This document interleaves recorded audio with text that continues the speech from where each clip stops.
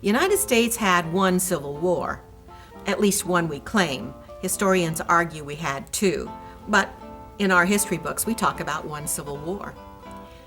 England had multiple civil wars, and in fact they had 3 of them in less than 100 years. Partly because things are changing, partly because those pesky Puritans were harassing the king, and partly because a new royal family came to the throne, the Stewarts. Last week, Queen Elizabeth I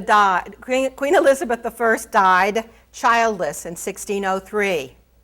She was the last of the Tudors, and despite frantic courtiers and pleas coming from Parliament, she refused to name an heir until the time that she's lying almost dead. And she finally picks King James VI of Scotland, son of her cousin, Mary, Queen of Scots.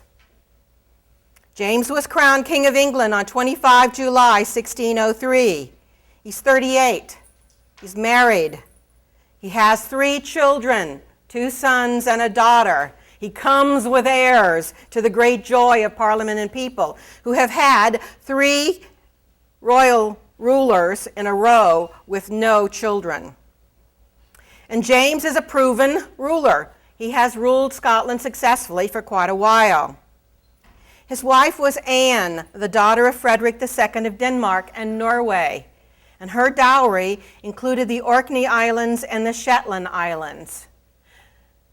It's an important gift to England. Today, they are England's North Sea oil fields.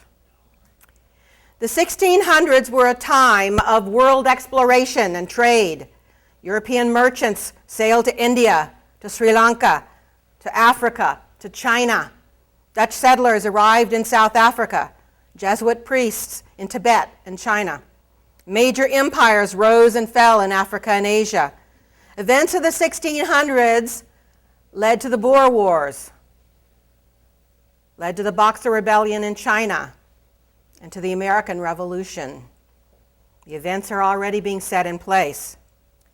While all the new lands brought profits and new markets, which is a good thing, they also require taxes, customs, new government departments to manage them. Government is increasingly more complex and tough to manage. And from the days of the Normans, English kings lived off the revenues of their lands and ancient and often unfair feudal dues and fines. We've discussed some of those over the last couple of weeks. Scutages, those custom dues if you happen to offload at the Queen's Pier. Levies on London to pay for the King's Zoo. Kings asked Parliament for money only for special projects and to make war. And sometimes it was a lump sum, and sometimes it was a special tax. The day-to-day cost, though, of running the government and maintaining the court came from the king's personal revenues. But government is growing more complex with every king. Henry VII built a navy, and suddenly he needs a new department. He needs new officials to manage it. Thomas Cromwell reorganized government into a lot of new departments to handle all that new money, all those revenues that came in when they destroyed those 800 monasteries last week. Elizabeth changed what used to be just trade into a national enterprise. She affects the exchequer, the treasury, laws, and practices throughout the country. And so James I comes to the throne of a country that has major funding issues. What a surprise. Nothing we know anything about, right? James and his son, Charles I, both are faced with this problem, and both decide to handle it one of 2 ways. The preferable one is to convince Parliament, or bully them, into establishing for the first time standard peacetime taxes that will pay for the new military, for the courts, the justice system, for operations in the shires, for collecting taxes, and of course the king's court. And in return, the king would promise no longer to raise money through these very odd and really unequal feudal customs, dues, and fines. If that doesn't work, their second choice is dissolve Parliament and just collect all the taxes yourself. You can save because you don't have to pay while Parliament's in session. You can set whatever taxes you want. Now, that's not a new idea for the Stewarts. This is the age of the divine right of kings. And throughout Europe, kings are firing their advisors, dissolving their assemblies, beginning to be tyrants and despots without anybody to support them. Now, Parliament does not agree with James when he asks for peacetime taxes. And so James does exactly what he had thought his fallback would be. He calls Parliament very seldom and dissolves them very quickly. But what the people allowed from the Tudors, they will not accept from the Stewarts. No matter how tyrannical the Tudors became, and they went pretty far that way, they kept the trust of the majority of Parliament and people, even Mary initially, because they never really ignored Parliament. They acknowledged that it was a power and that it had responsibilities. They manipulated and pressured Parliament, but didn't ignore it. In fact, between them, they strengthened Parliament, sometimes deliberately to gain support, as Henry VIII did, sometimes in opposition, as happened while Mary is on the throne. Henry VIII, in fact, bought support. He used that land that he gained from the monasteries to buy support from Parliament's leaders. Elizabeth bullied and cajoled. She's very good at that. But in her mind, always, they are her people. And in their minds, they were her people. And certainly the people thought Gloriana was more than a mere mortal. But that's part of the problem. The Tudors, no matter how much an idol they become to the people, never claim divinity. The Stewarts do.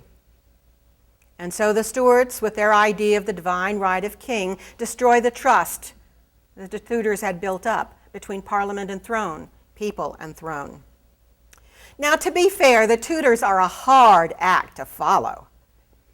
And James has to follow Elizabeth, which is even tougher. Just for starters, he's a foreigner with a strange accent. You know how those Scots talk. And James I was awkward in his movements and a little pompous. His passions were theology, hunting, and attractive young men. He was reclusive. He hated to make public appearances. And had he followed Henry VII, who hated public appearances, that wouldn't have mattered too much, maybe. But he follows Elizabeth, who is the mistress of public display and rousing speeches or tirades, as the case may be. You couldn't sometimes tell the difference with Elizabeth, which was going on. Worst of all, though, this retiring, irritable little man believed that kings were God's lieutenants on earth, and said so often. He actually lectures Parliament on his divinity and their obedience to him. A people can no more depose their king than sons can replace their fathers.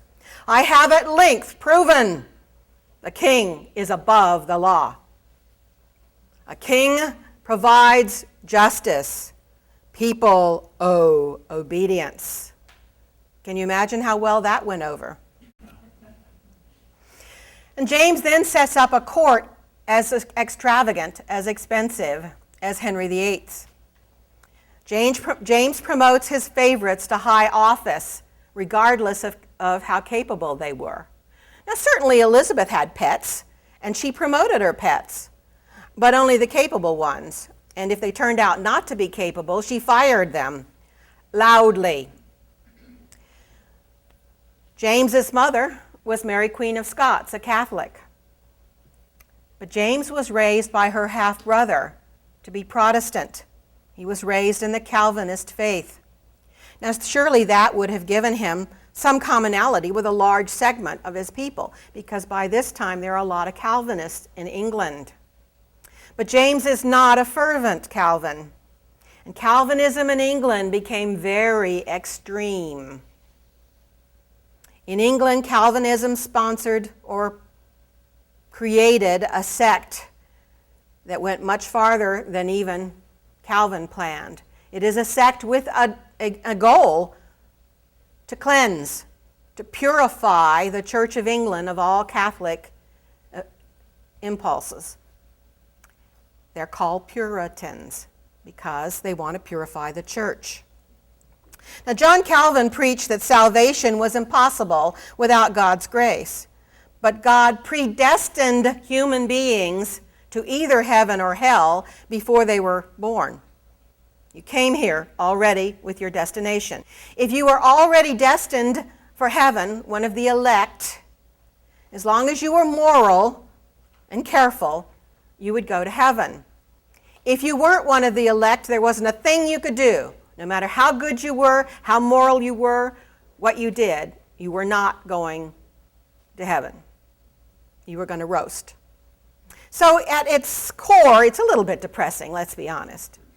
The kicker was you didn't know which one you were. You know, the ticket was not in English, so you didn't know if you were saved or not.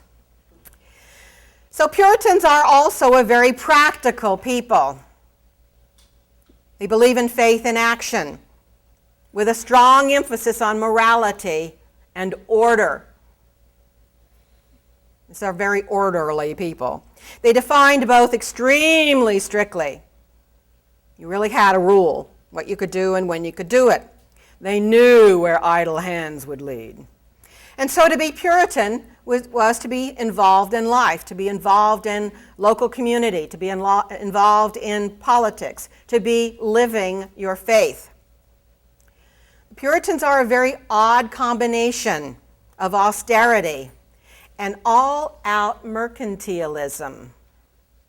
These are a people who value very greatly their coins. They believe in living in the world, but not partaking of it. They believe in appreciating all the bounty they receive, but do not enjoy it. They believe in loving relationships, but within very strict bounds. There will be no excessive passion here. You get some letters between husbands and wives that are very warm, but almost in metaphor, because you can't be too passionate here. You have to keep these things under control. One good thing, literacy grows tremendously under the Puritans and other Protestant sects, because you have to be able to read to study the scriptures. And all of this growing trade that Elizabeth has introduced, and now James is supporting, also drives literacy. The big merchant houses are now complex. They need contracts. They need bookkeeping. And so by 1640, 1/3 of England's males can read. It's a remarkable number. For a while, the Puritans coexisted peacefully with the other huge Protestant sect, which are the Anglicans, the followers of the Church of England. Both are Protestants. Their practice is just very different. Puritans believed in austerity. A church should be totally bare. The better to focus on the sermon and your internal communication with the divine. The Church of England is still very close to its Catholic roots. They are beautifully decorated, stained glass. There are crucifixes in the front of the church. Mass is even, for all practical purposes, still being practiced. James comes from Scotland, which is Calvinist, Presbyterian Kirk, not quite as bad as the Puritans, but more along that line. And James comes, suddenly he's head of the Church of England. So they didn't let him be head of the Kirk. And so he looks at this new church and he loves it. He likes the color. He likes the ceremony. So he becomes a devout supporter of the Church of England.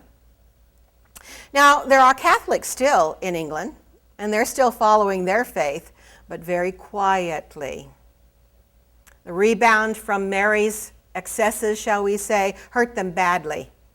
When Elizabeth came to the throne after Mary, she agreed to a list of very tough anti-Catholic laws. There were some Catholic uprisings while she was on the throne, and the perpetrators were hung. Elizabeth wanted, however, to be more tolerant. She really didn't want to take on any of her people.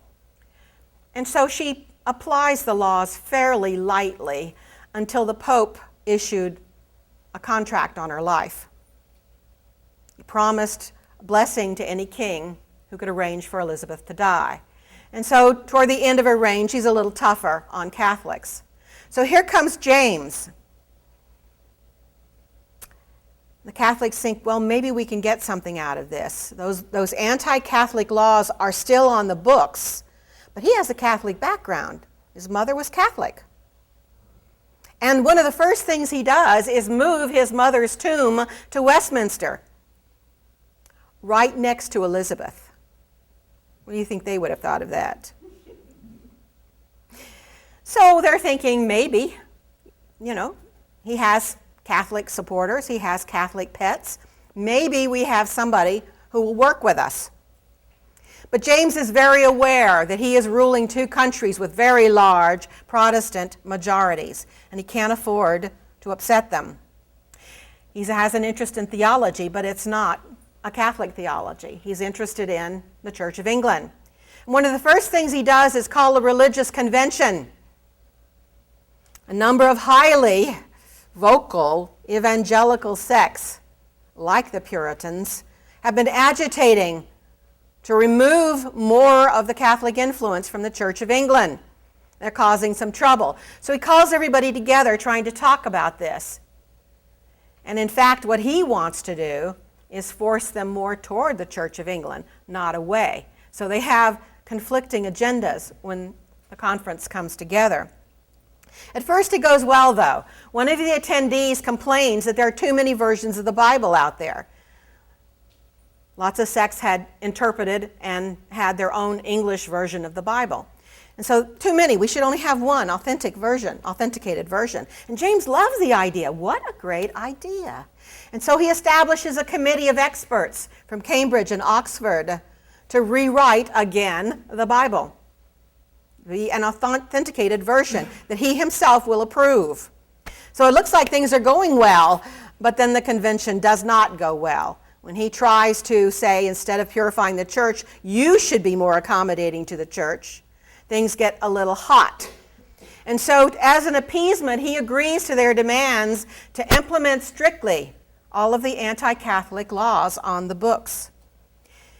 And the laws were draconian. Catholics could not attend universities.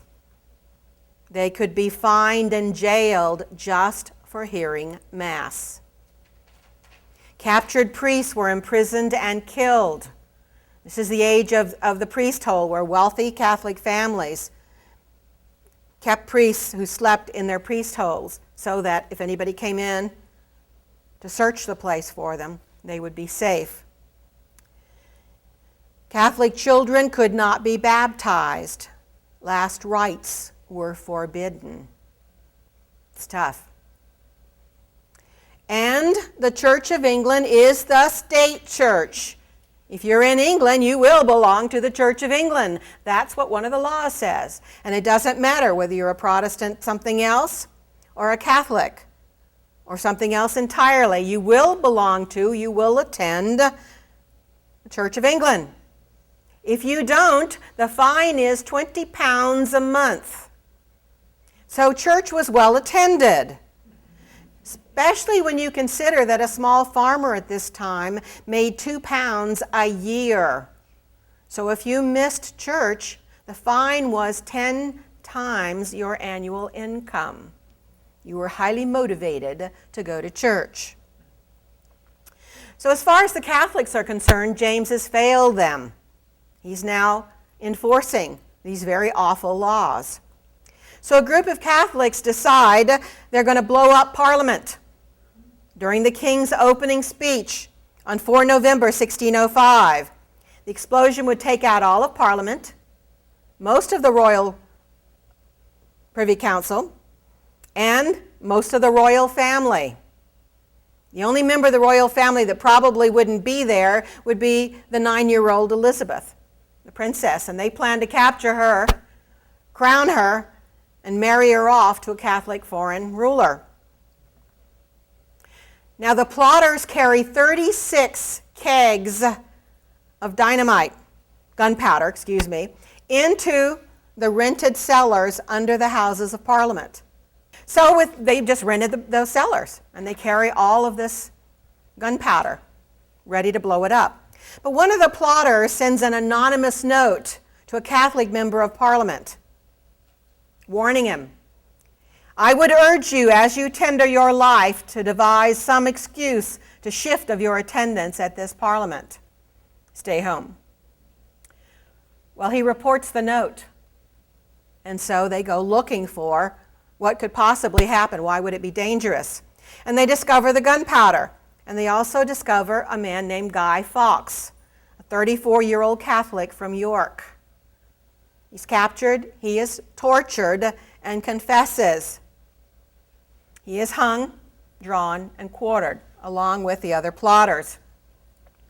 Parliament, with James's agreement, makes 5 November a national and annual holiday.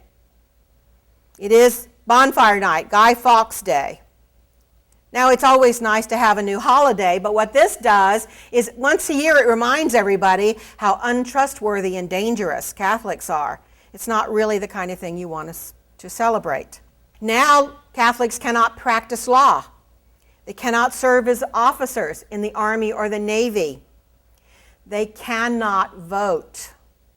They have been totally disenfranchised as citizens. One member of Parliament even suggested that Catholics be forced to wear a special hat or a special color in public so you can recognize them. Fortunately, that one did not pass this time. In 1607, James chartered the first successful English colony in North America, Jamestown. 2 years later, Britain has a colony on Bermuda. The Committee to Rewrite the Bible reports out in 1611. James is most famous for the committee's hard work. The Bible is named for him. It is the King James Version of the Bible. The language of that version is beautiful, and the way they wrote it is also very interesting. They picked words that not just read beautifully, but sounded that way when you read it out loud. They intended from the beginning that it be read out loud. And so as they're writing this, somebody's writing it and somebody's saying it. We still have the records from their committee meetings where they actually argue over words to use. I know some speech makers today who could use that technique. They don't. We still have, as I said, those records, and they actually limited the vocabulary words. For anybody who's tried to write for a large group, they set the limit at 8,000 words. Of course, that does not include all those begets and begots. That's a different category. The largest part of the Bible was based on the writings of William Tyndale, the reformer. We talked about him last week. Ironically, Henry VIII burned William Tyndale at the stake as a heretic 75 years earlier. The times they are a-changing. Now, while James is focused on religion, his wife, Queen Anne, focuses on the arts, and she supports Ben Jonson, the dramatist, Inigo Jones, the architect. There's great artistic blossoming in England. James had 2 sons. Henry, the oldest, is bright, outgoing, interested in the arts, interested in government. And Charles, a little sickly, and a little backward. In 1612, 19-year-old Henry dies of typhoid. James is devastated. Henry was his joy. Then scandal rocks his court in 1613. One of James's favorites, Robert Carr, Viscount Rochester, has an affair with Lady Frances Howard. Not a problem. People do that all the time. Except Lady Frances divorces her husband, a la Henry VIII, and they marry. Well, they're criticized, and one noble, Thomas Overbury, criticizes them loudly. Well, when James has a favorite, James has a favorite. And so he arrests Overbury and puts him in the Tower for criticizing his friend. And Overbury dies there. Then the rumors start and are proven. The new bride paid to have Overbury poisoned. It's a scandal. There's this showy trial. Everybody's outraged.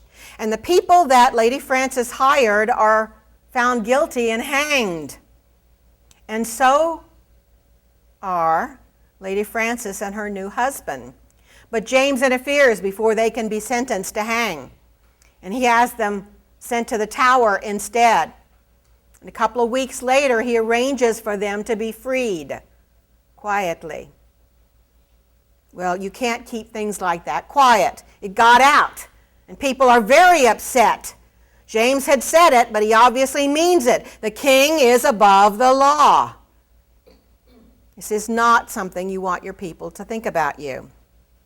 But then 1613 is just a bad year all around.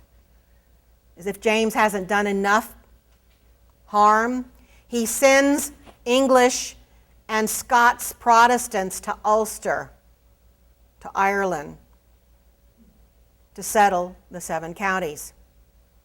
The Irish troubles are now inevitable. There are a lot of books about how horrible it was for the Irish and about the mass migrations that come to this country. The new Scots Protestants that go in have their own trouble from the English and from the Scots. And they too migrate in vast numbers to the new country, where they will affect the Southern campaign of the American Revolution a great deal. There's a new book out about that, if you're interested, called Born Fighting by James Webb, that focuses on the Scots-Irish and where they came from and their experiences in this country. Now, James does manage one good thing in 1613. He arranges a wedding of his daughter, Elizabeth, to Elector Palatine Frederick in February. The Hanovers, from George I to Victoria, descend from this marriage. But this marriage also creates problems because his new son-in-law is elected King of Bohemia. Now, Frederick is a Protestant. Bohemia is in the heart of the Holy Roman Empire, which is Catholic. The ruling Habsburg family is not happy, and they declare war on Frederick. They defeat him. And in the doing, start the 30 Years' War that will, at one time or another, involve every single nation in Europe, from Scandinavia to Spain. It is a mess. Back home, health problems dogged James's last 15 years. Some say early senility. Others say that he inherited his mother's porphyria. He has good days, he has bad days. On his bad days, he executes Sir Walter Raleigh. He arrests Sir Francis Bacon. On his good days, he really supports new scientific research. Now, he has had favorites throughout his reign. His last one is particularly disastrous. A man named George Villiers. James makes him the Duke of Buckingham. And Buckingham is as ambitious as he is incompetent. But he charmed James, and James will no longer make any decisions without Buckingham being present. Amazingly, Queen Anne liked him too, but then she died in 1619, so maybe she didn't know him long enough. Now, Buckingham knows the king is ill. He knows he's not going to last long, and so he goes all out to charm and befriend the remaining prince, Charles. And he succeeds in doing so. Buckingham will stay in power when James died on 27 March 1625. James was 58. James's second son becomes Charles I of Scotland and England on 27 March 1625, the day his father dies. But he will not go to Scotland to be crowned for 8 years. Now, ironically, he was born Scottish. He was born in Scotland on November 1600. You'd think he would have gone home very quickly to be crowned, but he can't be bothered. Charles is another one that was not raised to be king. Henry was to be the king. Charles is much younger. And really, nobody was sure he would survive to grow up. He was sickly and developmentally slow. At age 4, he could not walk. Now that was worrying, but not as much as you might think, because his mother Anne did not walk until she was 9. But as an adult, she walks and dances quite gracefully. At the time, the doctor said that both of them had weak ankle joints. Today, historians think they suffered from an inherited vitamin D deficiency. They had rickets as children. But Charles has other problems. His speech was also slow, and he stuttered so badly you could hardly understand him. His father asked the doctors if cutting that string under his tongue would help. But Charles works hard to overcome his problems, and by the age of 7, he's walking normally. His speech is clearer, but he never loses the stutter. He's also short, even for that time. He's 5 feet 4 inches tall. Portrait painters are told to paint him closer to normal height.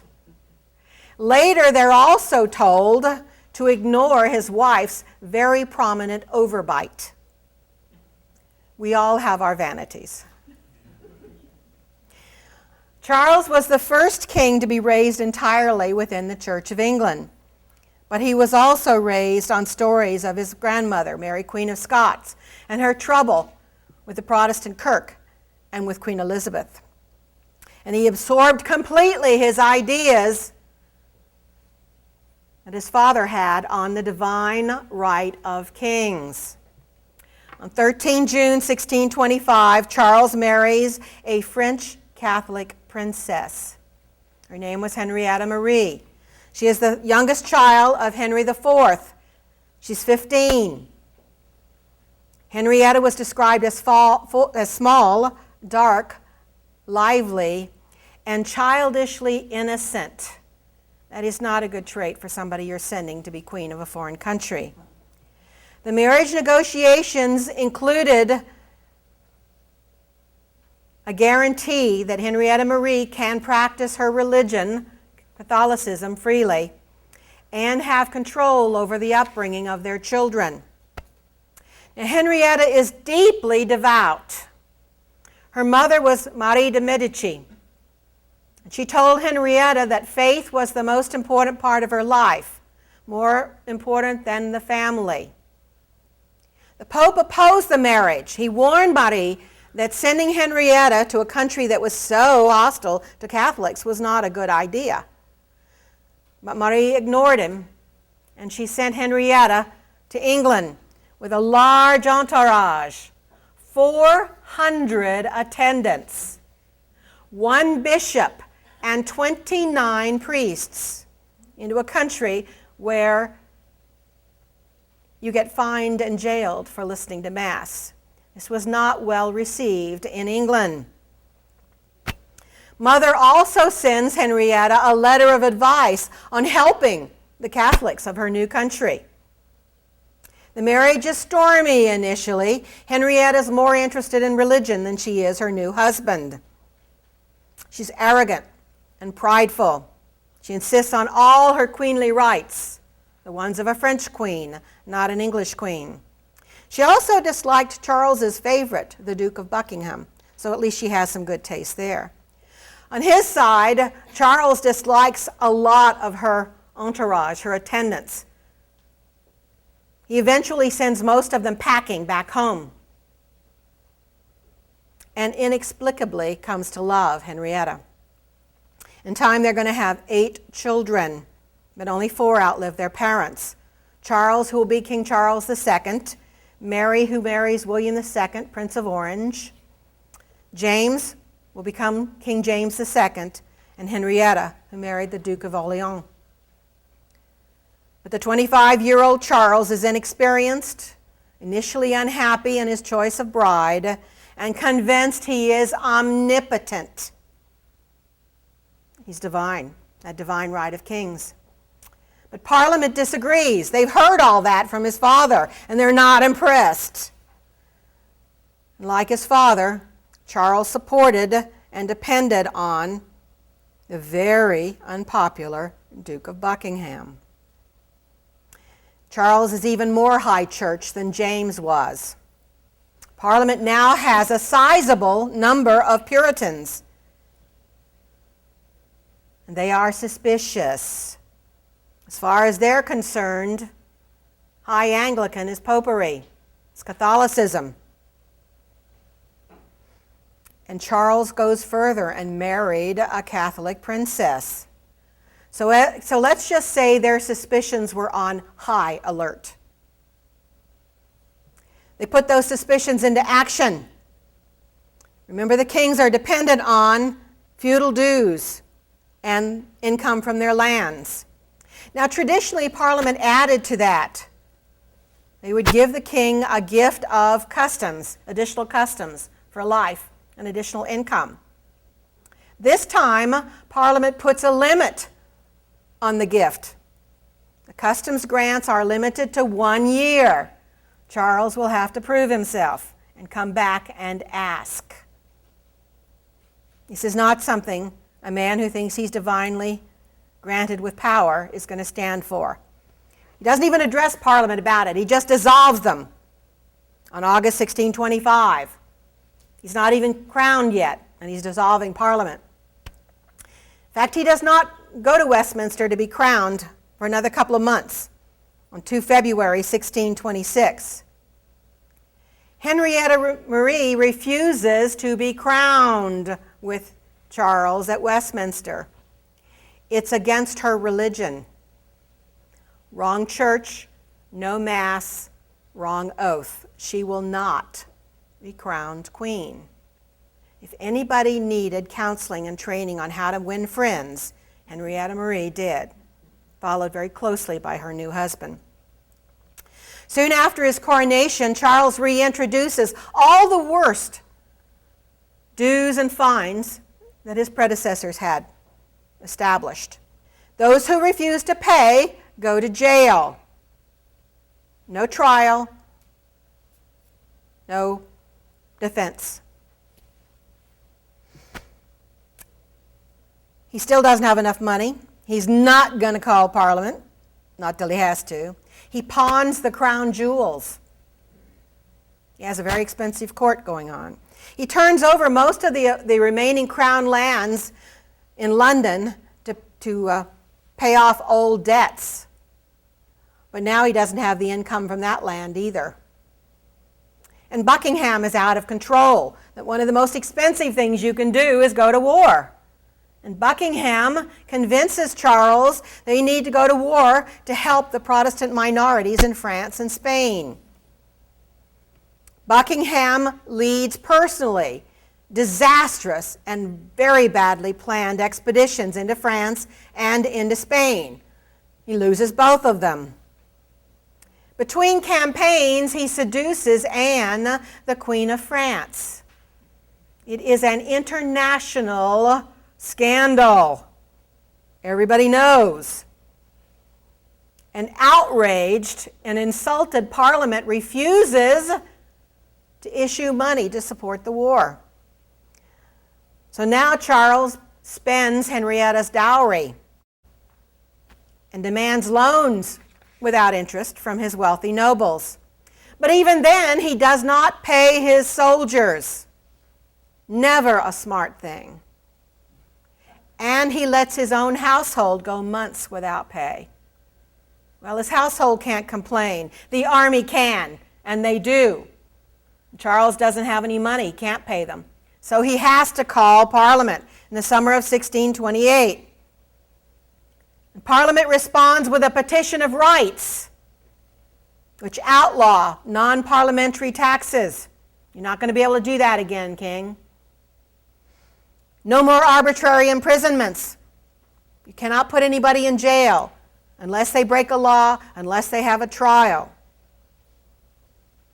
And speeches declared that members were defending ancient liberties. They're harking back to the Magna Carta, to the Oxford provisions. In all fairness to Charles, Parliament wanted government.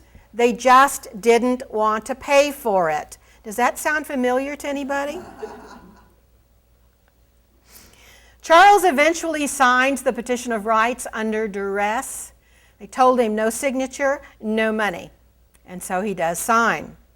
On 23 August 1628, a deranged Puritan kills Charles's friend, the Duke of Buckingham. Alexander Dumas elaborates on the story in The Three Musketeers, of course. I know you've recognized the story by now. It is not the evil Lady de Winter, but parliamentary tirades against Buckingham that inspired the Puritan to kill him. Charles blames Parliament for the death. And the very public celebration that breaks out when word comes that he's dead. Henrietta replaces Buckingham as Charles's closest advisor, and she's a good competition to Buckingham for bad advice and bad judgment. Now, Parliament's still in session. Sir John Eliot, a Puritan member of Parliament, offered a resolution against Charles's new Bishop of London, a gentleman named William Laud, who is bringing back a lot more ceremony, which is not what the Puritans want. Well, this is 1629 now, but Parliament is already what it is today, very independent. So they lock the door, and the messenger pounds on the door trying to get in, and he can't.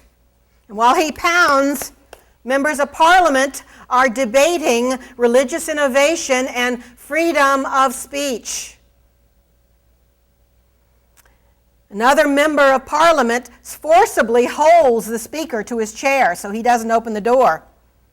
And he tells the Speaker, Sir John Finch, the Speaker is the common servant, not the King's. Pretty radical. A furious Charles sends Sir John Eliot and 8 other members of the House of Commons to the Tower. And he adjourned Parliament in March 1629. He will not call another Parliament for 11 years. That's a grudge. To raise money, Charles resorted to the worst practices of his predecessors. Even the Scutages come back. He now forces loans, and he forces them to buy knighthood, whether they want it or not. The one people finally rebel over is a thing called a ship tax, which is an old tax, but normally is only applied even to the inland counties to support naval defense and ships in a time of peril. Elizabeth used it, for example, when the Armada was on its way. It's not one that's normally invoked. Nobody's coming at them with a navy. They're not in trouble, and Charles invokes that one. Well, that's the last straw. But in many ways, Charles's years of personal reign are not all that bad. He comes to peace with Spain and France. He creates a very vibrant Privy Council under two leaders. One, the Lord Deputy, Thomas Wentworth, and William Laud, formerly that Bishop of London, now Archbishop of Canterbury. But King and Privy Council focus on conformity, on order. Their aim was to make Charles the most absolute prince in Christendom, with total control over church and state. Charles and Archbishop Laud now take a leaf from the Puritans' book.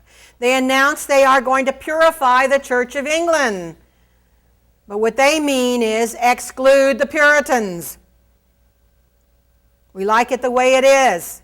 We're going to get rid of the people who want to change it. Charles wanted the Church of England to be what it was initially, Catholic, without the Pope and without the abuses. William Laud, Archbishop of Canterbury, agrees, and he will cut off the ears of dissenters. Now, I don't know about you, but that sounds like abuse to me. But abuse may be in the eye, or in this case, the ear of the beholder. The Church of England operated under 39 articles adopted during Elizabeth's reign. Now, Puritans applied the articles very strictly, but there was room for interpretation, and that's where the Church of England went. During James' reign, the Church of England moves even farther away from the strict interpretation that the Puritans preferred. Clergymen now said it did matter what you did in this life. Your actions did impact your final destination. They reintroduced Holy Communion, and a permanent railing separated the sanctuary. Some even called it an altar. Ceremony, stained glass windows, candles, crucifixes, and vestments all came back across the country. The king replaced any senior clergy who disagreed with his changes. East Anglia, with its large population of Puritans, soon has the largest number of exiled, imprisoned, and dismissed preachers. Charles next passed laws that restricted Puritans just as they restricted Catholics. Avowed Puritans now cannot vote, cannot practice law. They also are now disenfranchised.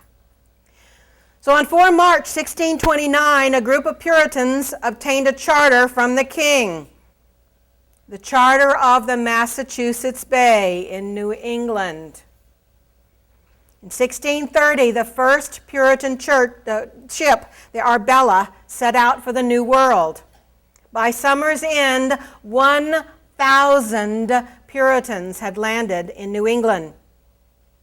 The charter they sailed under said the company was to make, ordain, and establish all manner of wholesome and reasonable orders, laws, statutes, and ordinances, providing they were consistent with the laws of England. Immigrants were to enjoy all liberties and immunities of free and natural subjects as if born within the realm of England.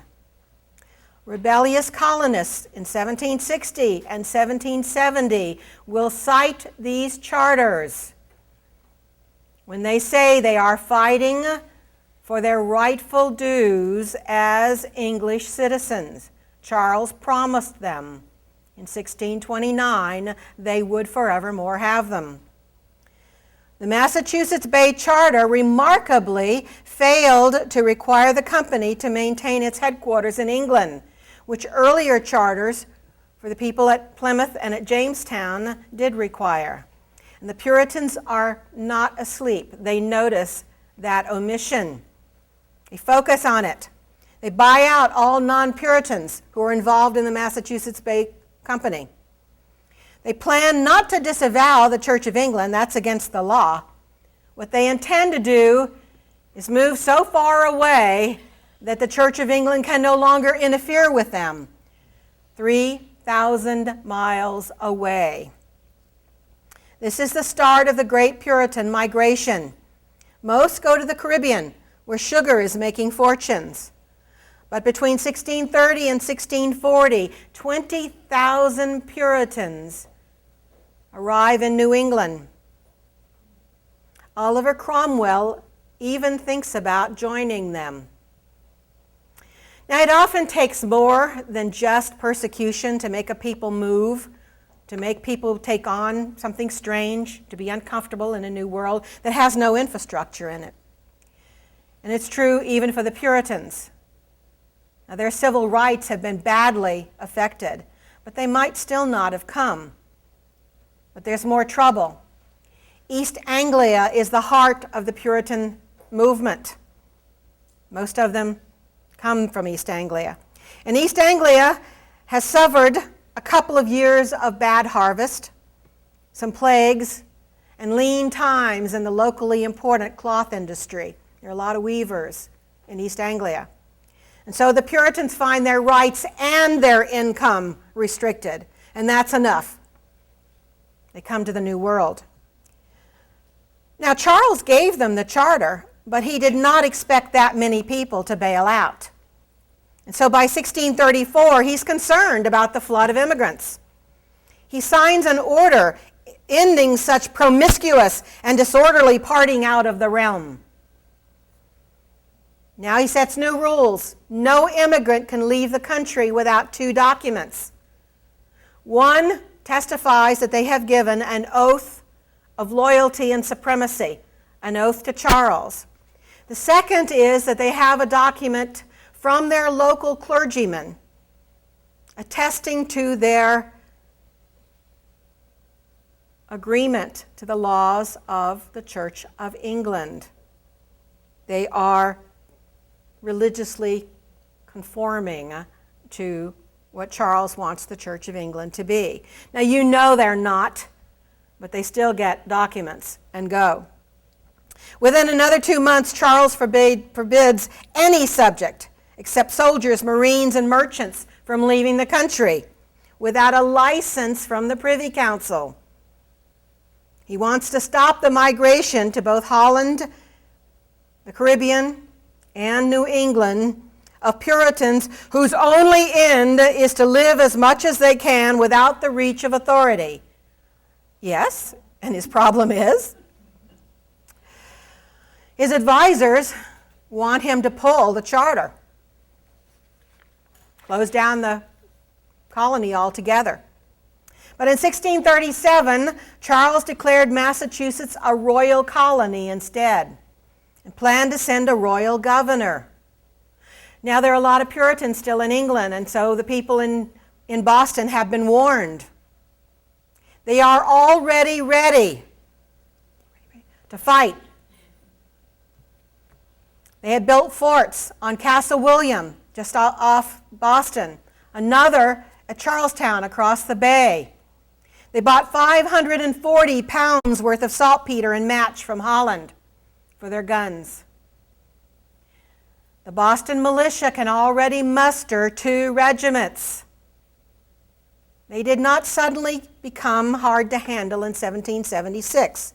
They arrived hard to handle, and they are ready already to fight, to not be a royal colony, to be under royal control. Now, luckily, King Charles never sent the governor. Things are getting too exciting at home. He's too busy. But you can't help but think the possibility that the first rifle shot against King Charles might very well have been in Boston and not in Edinburgh. But it's only a matter of time. The same year Charles threatens Massachusetts, he issued a version of the English prayer book for use in the Scottish Kirk. He has the Church of England in line. Now it's time to rein in the Presbyterian Kirk. This version of the prayer book is based on an older, very Catholic version issued in 1549. And it arrives in Scotland with no coordination with the Kirk or with the Scottish Assembly. The first time they try to read it, a riot breaks out in church. People throw their footstools at the person reading. It's called the Riot of Footstools. I know, it's an image hard to get out of your head. But they take it farther. They call up an army of Covenanters. They have seen what's happening in England. They do not want that happening to them. And they march into England, an army of Protestant warriors. Now, Charles doesn't have an army worth speaking of, and if he's going to call one up legally, as you're supposed to do it, he has to call Parliament. He is not ready to call Parliament yet. And so he invokes the medieval call to arms, where nobles have to come and bring men. Remember, that's how they operated. You got your land as tenants in chief. And so he sends out a call to arms, a summons to his tenants in chief. Well, most of them don't have forces anymore. So they kind of have to arm their housemen. What he gets is a hodgepodge of mostly untrained men. There are 8,000 of them with different kinds of arms, different kinds of training. The problem, too, is a lot of them are sympathetic with the Scots. They see what's going on. They're now one country. They've been a country for 2 kings now. Now, they're not a common people yet, but there are a lot of commonalities. There's a lot of sympathy. And now they have to march on their cousins, so to speak.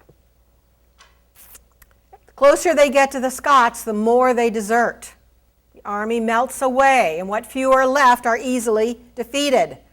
So Charles signs a treaty he has no intention of keeping. He reluctantly calls Parliament in April 1640. He needs to pay off the Scots to make them go home. Parliament arrives hostile.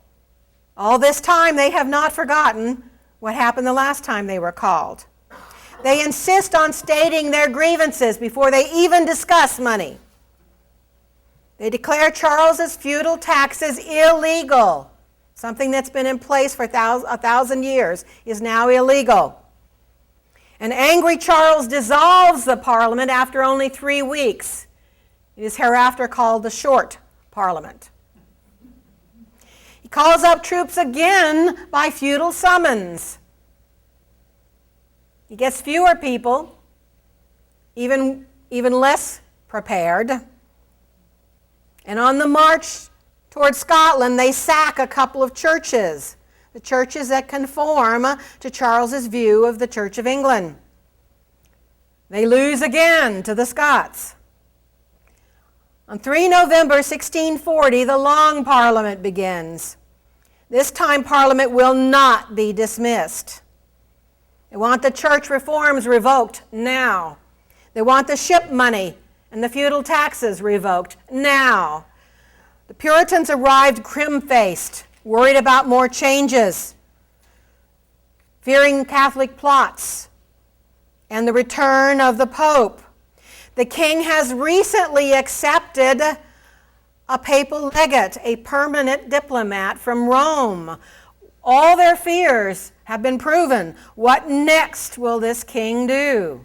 Papacy is only around the corner. So Parliament passes a statute that requires a parliament every 3 years, whether the king calls it or not.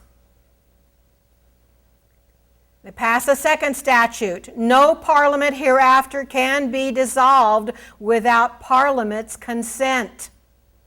They're taking government away from the king.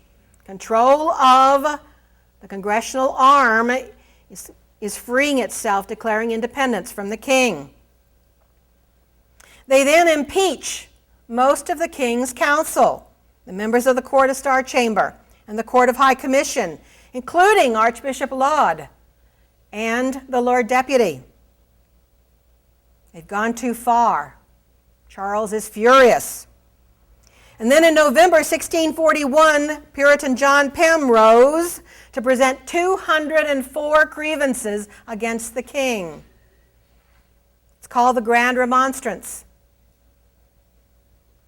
Now, this is a Puritan list. It goes farther than a lot of people are comfortable with. It passes, but only by 10 votes, 159 to 149. And so Charles actually takes some comfort from that, and he refuses to back down on his reforms to the church. and on that common book of prayer that has everybody so up in arms. He says, no, I won't go that far.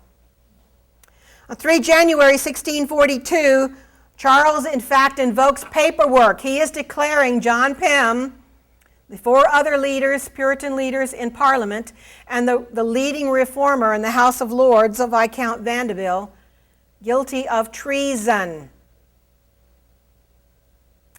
They are warned it's coming. And in kind of a grandstand play, Charles decides he's going to take that document and troops, go to Parliament, which no king has ever entered Parliament in session without an invitation. He's going to go into Parliament without an invitation, and he is going to arrest personally these 5 traitors. Well, they are warned, and they go out the back door as he comes down the street. And when he arrives to catcalls. He's come in where he's not welcome, and he's unsuccessful. They're gone. And Charles admits, all my birds have flown. It's really a debacle. On 10 January, Charles and his family left Whitehall. They will not return. Charles will only come back for his execution. Henrietta Marie sailed to Holland with the crown jewels to use as collateral for loans. Charles went to York, to the north, the more Catholic north, to raise troops. Among the men who came to his call is his nephew, Prince Rupert. He's the youngest son of his sister, Elizabeth, who married the King of Bohemia. Rupert's 22 and develops into one of the finest cavalry commanders of the war. He's vilified for the looting that his cavalry practices on almost every battlefield in town. But he is a fine cavalry commander, and when all of this is over and Charles II comes back to the throne, surprisingly, it is Rupert that Parliament trusts almost more than anybody. The first battle of the war is on 23 October 1642 at Edgehill in Warwickshire. It's an accident. The 2 armies literally run into each other. They don't know the other's there, and they're both going to London. They're not prepared to fight. It's a little bit of a confusion there at first. The Royalists have too many leaders, and they're arguing over who's in charge. And the parliamentary troops don't have a leader in the front of the line, and so they have to get organized. So it's really a mess. Both sides blunder badly. But still, 2,000 men are dead when the battle is over. The country is stunned and torn. How do you choose sides? What do you do when your own country is at war with itself? And this is not North against South. This is within every town, within every family. You have a choice, and there are a lot of very difficult decisions to make. The moderates in Parliament are almost forced to follow the king. They are so worried about the fanaticism that is growing among the Puritans. How can they fight beside them? They don't like where they're going. The remaining Puritans declare Parliament God's instrument. They now take on Charles's aim. They too want to make church and state one, only under Puritan ideas, not where Charles wanted it to go. It's truly a tragedy when you think about it. On one side is a king who claims that he's there by divine right. On the other side are people who say they are divinely inspired, divinely supported. They're both claiming the same authority, and none of it's their own, I might add. There's no room for compromise, no room for neutrality, precious little room for mercy. This is a religious war, not between Catholic and Protestant, not between Christian and Muslim, but between 2 sects of Protestantism. They're all Protestants. They just disagree on how it should be practiced. You talk about going down to minutia. But at its heart, when you get past that, they are arguing over issues we argue about today. And we have come up with no solution either. freedom of religion, the relationship of church and state, and the balance between freedom and order. We still, every day, argue about that, locally, at the state level, and at the national level. And this is a country that comes to grips with it badly in 1642. Parliament's side included more than Puritans. Anyone wanting more change in the church, wanted it to be less Catholic, would choose that side. Anybody who feared popery, and it's an obsession with the people at that time, will go to Parliament. Anyone who worries about crown control will choose the parliamentary side. The Royalists have a wider diversity of followers. Those supporting the king just because he's king, the status quo, tradition. Those who want to preserve the Church of England as it is, or was, depending on how you interpret that. And of course, anybody that the Puritans have scared, and that's a large number of people. The moderates have a major problem. They have two extremes that they have to choose between. Before it's over, every part of England is impacted. They don't just fight in one narrow place. This is an entire country. It's their country. And there are battles from end to end. Lucy Hutchinson, the wife of a parliamentary commander, said every county had the Civil War within itself. When you see some of the best of the specials and miniseries on our American Civil War, part of what makes it so hard is you read the letters. There are a lot of letters from that time. And some of them are from families that have members on each side. And it's heartbreaking. Well, the English have the same experience with their Civil War because families are torn, and they kept the letters from sons and fathers fighting on both sides, sometimes exchanging letters, knowing they may face one another, maybe firing at one another tomorrow. They get letters from family members on the other side that somebody has died, knowing they fought them recently. Can you imagine the guilt and the horror you must carry under those conditions? The Royalists are often seen as mostly aristocratic, but they're not. As many gentry and yeomen followed as nobility. And there were nobles who chose Parliament's side. One of the early Parliament leaders is Robert Devereux, the Earl of Essex, the son of Queen Elizabeth's favorite. He chooses Parliament. And the printing press becomes a weapon of war for both sides. Parliament uses it a little better, but broadsides, newsletters, pamphlets go out for both sides. And they both sound very alike. Both of them are explaining events, explaining battles, as the fight between good and evil, the righteous church and the false church. Depending on which you're reading, that description changes from side to side. And the war looks modern. Men carry muskets and pistols as well as pikes. The cannon are now on wheels. We have mobile artillery. By 1643, 10% of the men in the country were in one army or the other. By the end of the war, between 20 and 25% of the men were under arms. That is an amazing number. Not involved in the war, under arms in the army. 1/4 of your population. The troops included settlers from New England and the southern states.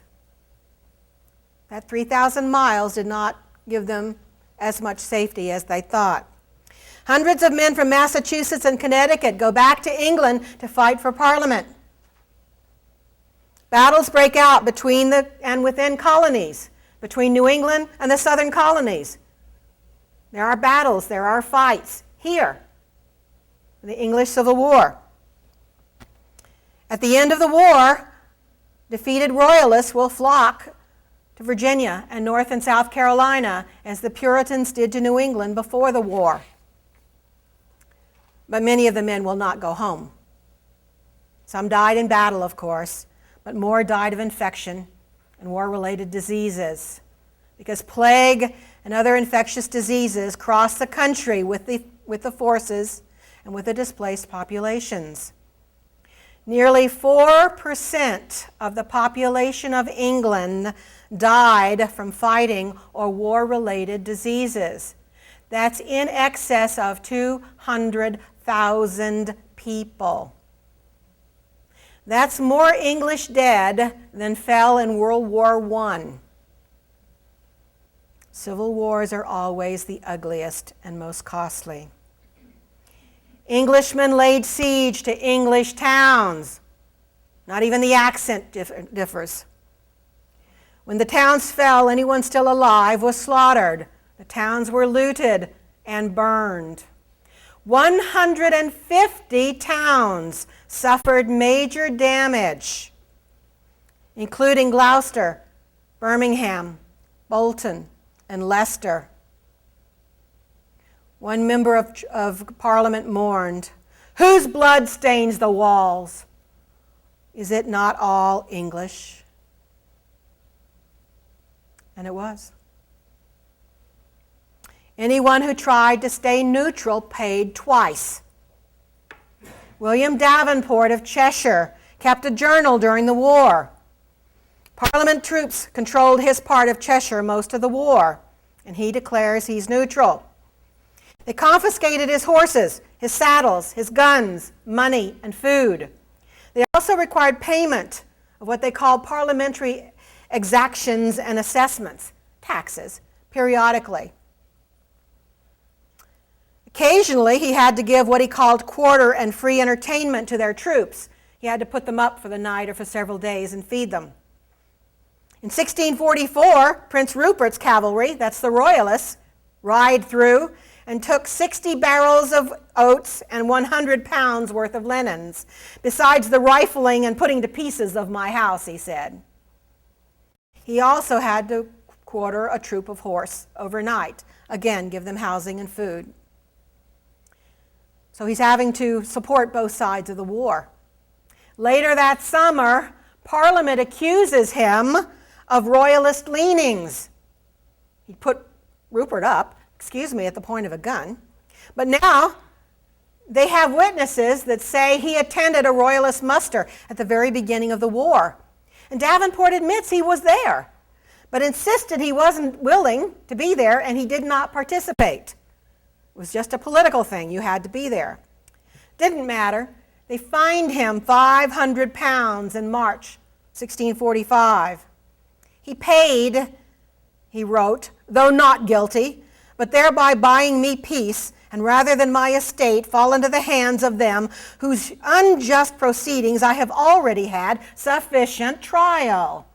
A little bit of exasperation there.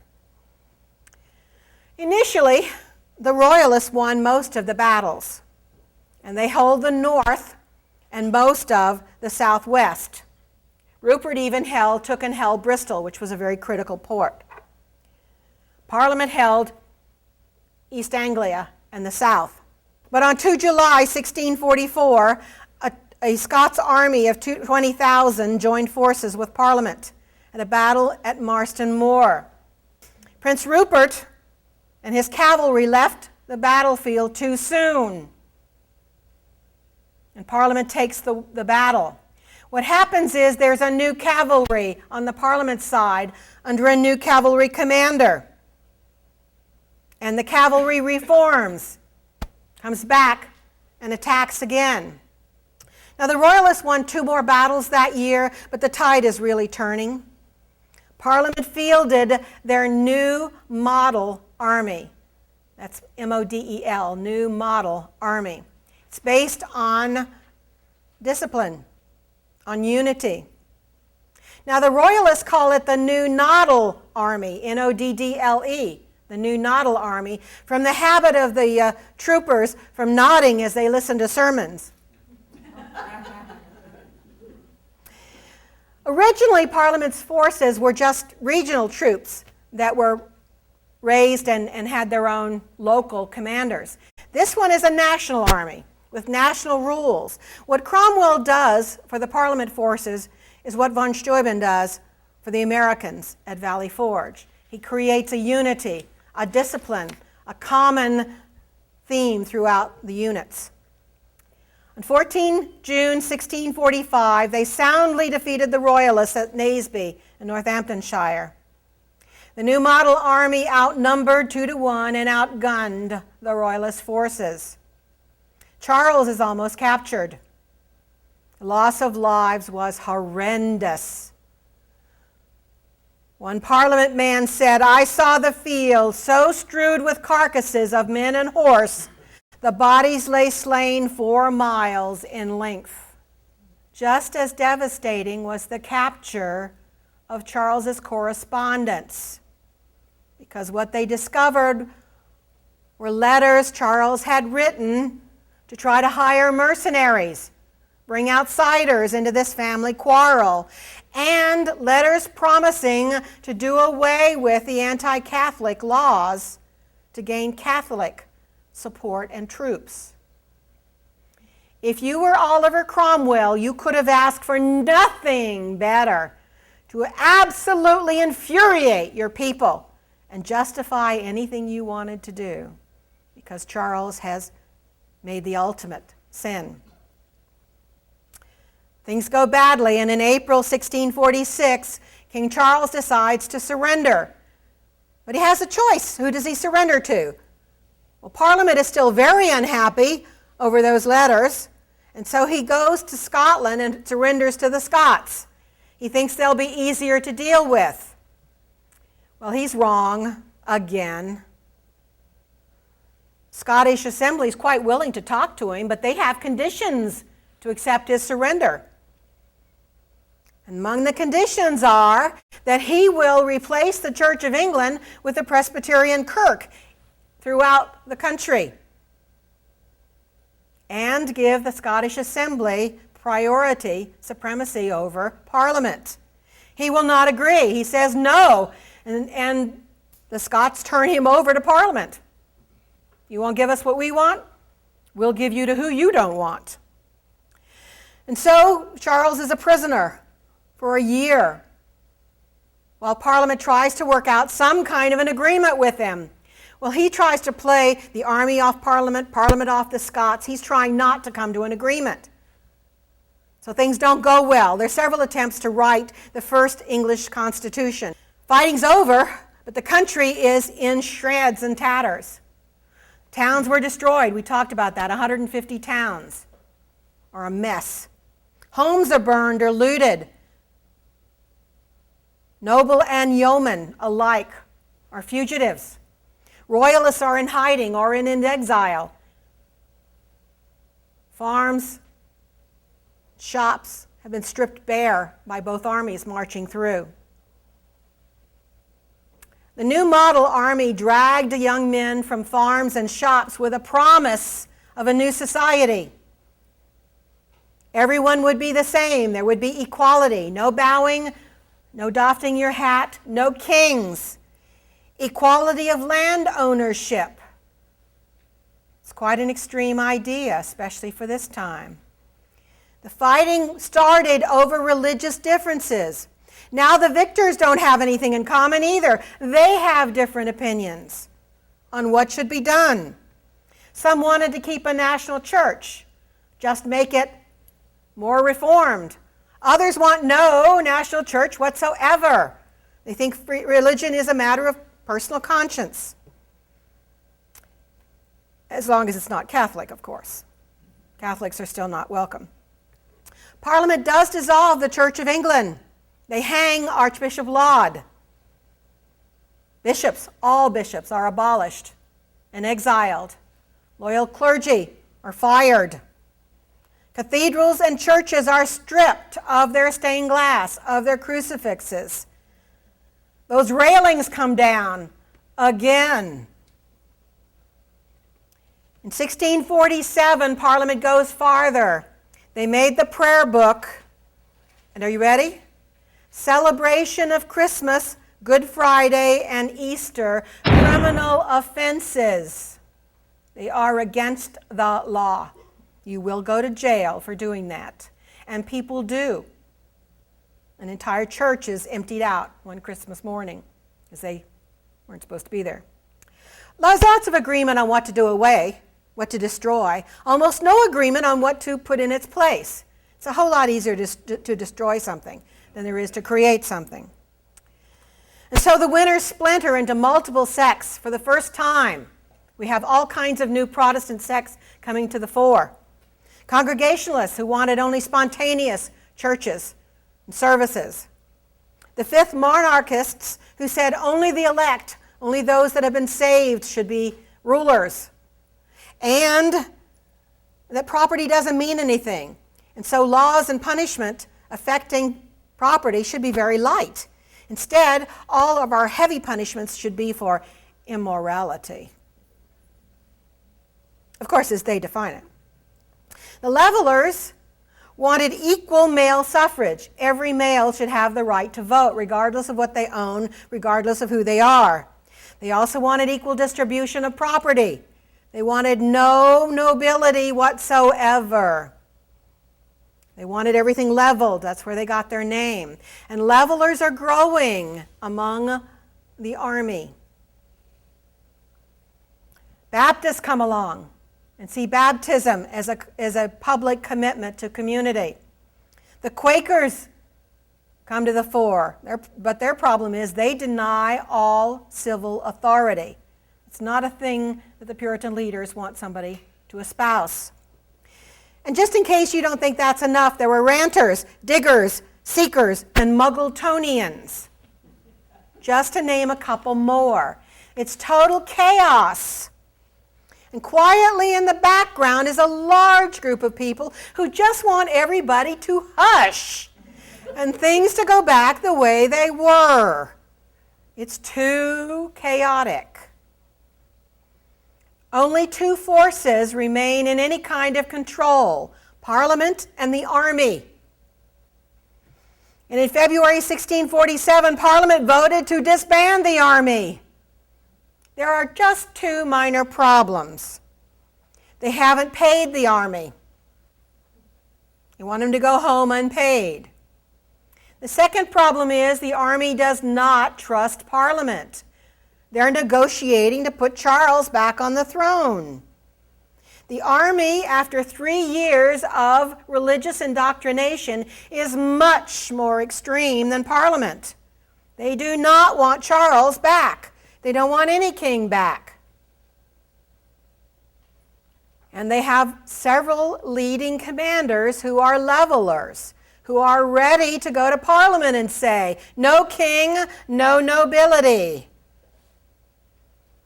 On 3 June, the army seizes Charles from parliamentary control. They won't go home, they won't go away, and they're going to have control. Now, they have a problem. They don't know where to go with this either, so they have their own internal debate and attempt to write a constitution. While they're doing this, and this takes several months, Charles gets help, and he escapes. And he makes it all the way to the coast. Now, any sane man would have gotten on a ship and gone to France, where his family is. Instead, he goes to the Isle of Wight, thinking he can get help. He could have gotten help in France, but he doesn't. And the governor arrests him again and puts him in jail. Well, when word gets out, royalist uprisings break out again in Wessex, in Kent, Yorkshire, and Wales. And the Second Civil War breaks out, or part 2 of the first one, your choice. Historians vary on that. A Scottish army invades, this time supporting Charles. While he's been in prison, he has gotten word to the Scots Assembly. You remember he surrendered to them, and they made conditions. You have to make the Presbyterian Kirk supplant the Church of England. You have to give us extra power. Well, while he's been in prison all this time, where before he said no, now he has told the Scots, yes, if you support me, I will give you what you want. And so they raised an army and they invade, this time on Charles's side. Parliament and the army reconcile, sort of, and Cromwell takes the new model army to take on the Royalists and the Scots in the north, and he wins. Sir Thomas Fairfax takes forces south. This time, any leading Royalist who is captured is treated with brutality. There are some who are mutilated before and after they die. Cromwell decides this time the king must pay. There can no longer be any compromise. He can't be put on the throne. And Parliament is still willing to compromise. So early, on 6 December 1648, troops surround Parliament. They arrest or turn away every member of Parliament they suspect is sympathetic to Charles or even just willing to compromise. 140 members of Parliament are sent away. On New Year's Day, 1649, the remaining members, called the Rump, vote to try Charles for treason. They had a hard time finding a judge. Nobody wants to do this. Finally, an obscure judge from the country, John Bradshaw, agrees. But even he wears armor under his robes and has steel under his beaver cap as he sits in the courtroom. They found Charles guilty of waging war on Parliament and people. Still, many refused to sign the death warrant. Cromwell bullied them. He shouts. He throws inkwells and ink pens and splatters ink all over the place. He even holds one man's hand to the paper until he signs. The king is going to die, as far as Cromwell's concerned. 10 days later, on 30 January 1649, Charles goes to the scaffold. It's cold. He wears 2 shirts so he won't shiver. He does not want them to think he's afraid. He told the crowd, "For the people, truly I desire their liberty and freedom as much as anybody whatsoever. But I must tell you that their liberty and freedom consists in having government, those laws by which their lives and goods may be most their own. It is not their having a share in the government. That is nothing appertaining to them. A subject and sovereign are clean, different things." He has not changed his mind one iota. When the axe severed his head, nobody cheered. The sounds are discomfort and pain, not joy. This is not where the people meant to go. The Rump abolished the House of Lords and the monarchy. On 16 May 1649, they declared England a commonwealth, ruled through Parliament by a Council of State. Oliver Cromwell was a member and Lieutenant General of the Commonwealth's armies. In 1649 and 1650, Oliver Cromwell commanded campaigns against the Irish and the Scots, with a level of barbarity that is still remembered and resented today. Cromwell dissolved the purged Parliament, the Rump, in early 1653. He marched in and said, "You are no Parliament! I say, you are no Parliament!" Because they showed no signs of dissolving or replacing. They were there for the long haul. They were there for the power. And so he replaces them. This is when the long Parliament is finally considered to end.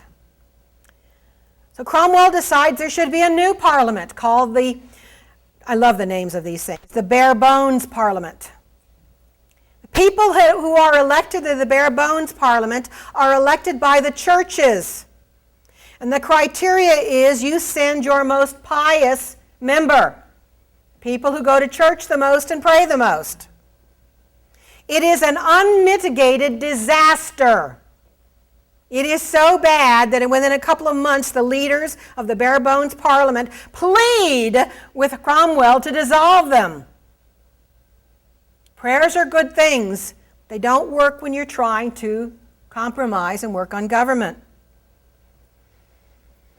So, supporters began asking Cromwell, take the throne, become King Oliver I.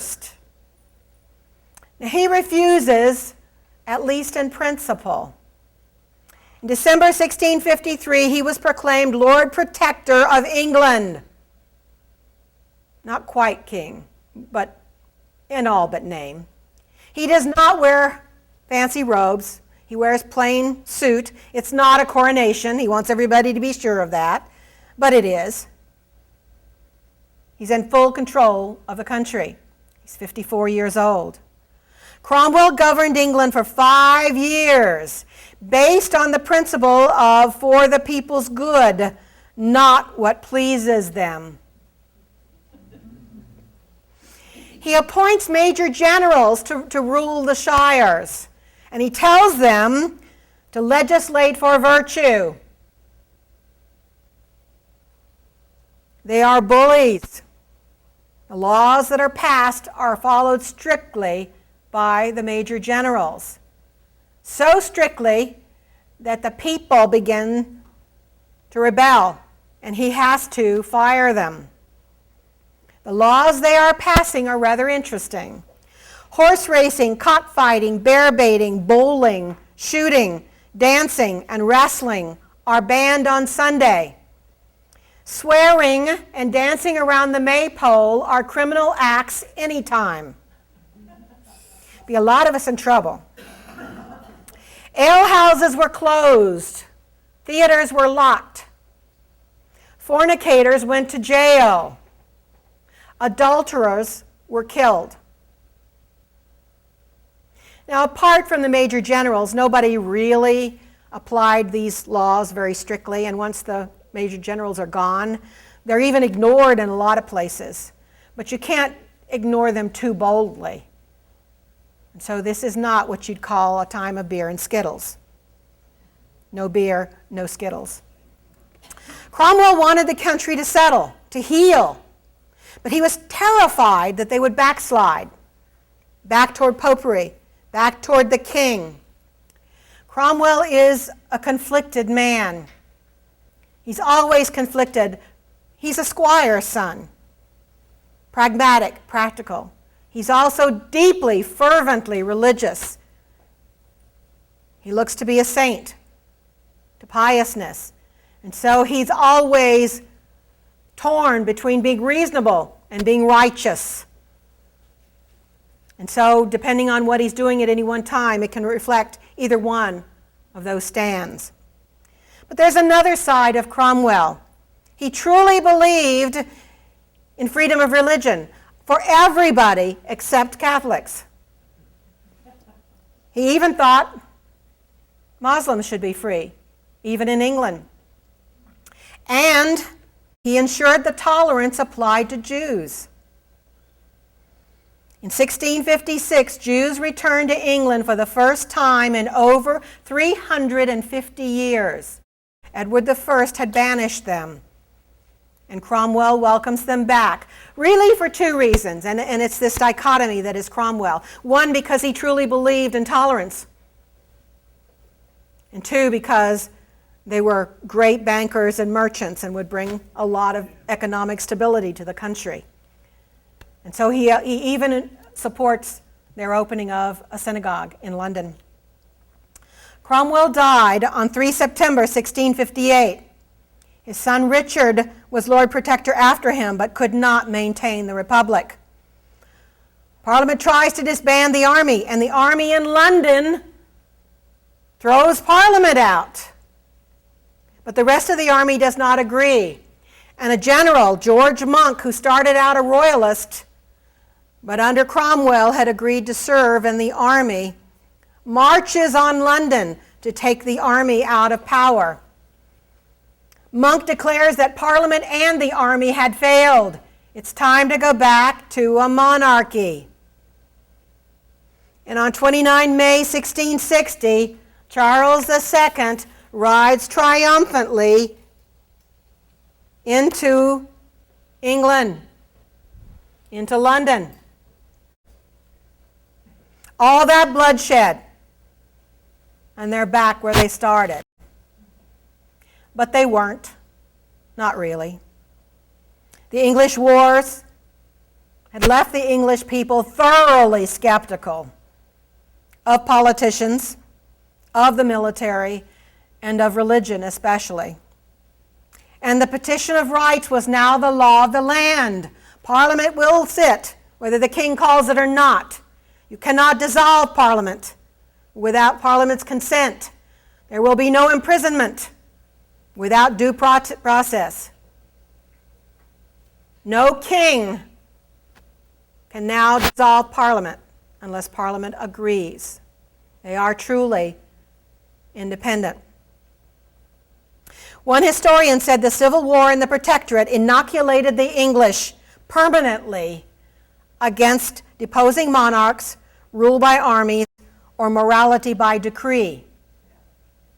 When you read the debates of the Founding Fathers, especially the Constitutional Convention debates, you will find they still carry the scars of inoculation, and those issues come up again. Next week, we are going to visit with the first of the Hanovers, George I, George II, and George III. We will watch the American Revolution unfold, not in Boston, not in Charleston, but in London, through the eyes of George III.